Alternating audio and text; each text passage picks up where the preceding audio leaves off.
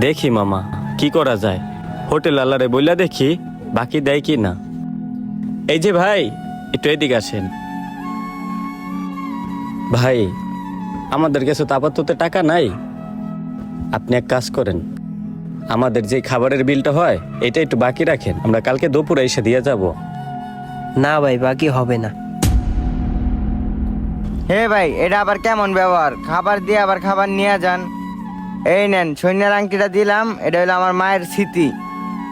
কালকে দুপুরে টাকা দিয়া পরে সৈন্যের আংটিটা আমি ছুড়াই নিব। এই যে ভাই শুনেন, আমাদের দোকানের পোলাপান ছোট তো বুঝতে পারে নাই। এরকম অনেকে টাকা না থাকলে খায়া যায়, তাতে সমস্যা নাই।